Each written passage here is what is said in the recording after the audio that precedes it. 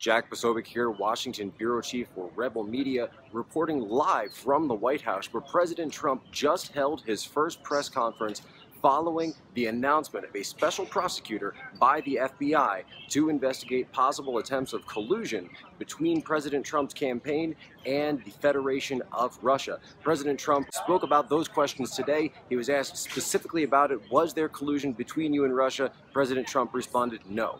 President Trump was also questioned regarding the allegations that he himself had ordered FBI Director Comey to halt investigations into former National Security Director Michael Flynn.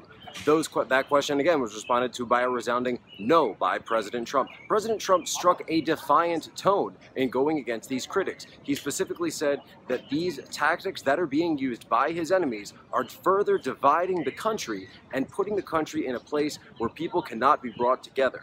He spoke of his upcoming trip to Saudi Arabia. He's going to the Middle East. He's going to Israel. He's going to Rome. He's going to Brussels, many places. That's going to be kicking off tomorrow, Friday. The president spoke about a lot of things that he's planning to go there. In fact, there was one question regarding border security. There's a question regarding the wall itself, and President Trump responded, "Walls work, just ask Israel." Regarding questions with the press, he also spoke at length with President Santos of Colombia. They spoke about the war on drugs, which President Trump and Santos agreed to collaborate on, to work together on, in a broad meeting today they held at the Oval Office. They had a luncheon and then issued the joint statement together.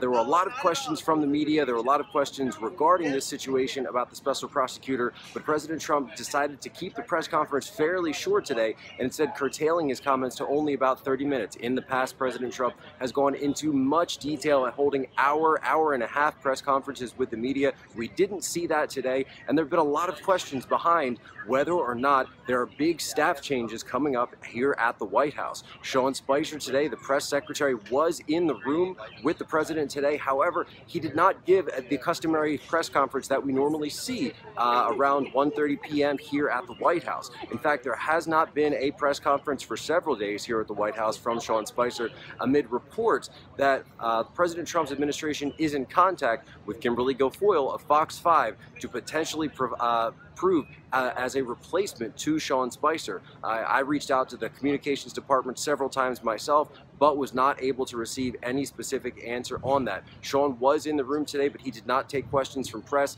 He did not take questions from Rebel Media. President Trump is focused on this trip. Many have called for his impeachment. Many have called for him to step down. Many have called for him to cancel this trip. President Trump did not appear flustered. He did, however, strike a defensive tone and call the entire proceedings a witch hunt, possibly the worst witch hunt seen in American history. Well, I respect the move, but the entire thing has been a witch hunt, and there is no collusion between certainly myself and my campaign. For Rebel Media, I'm Jack Posobiec, here live at the White House in Washington, D.C.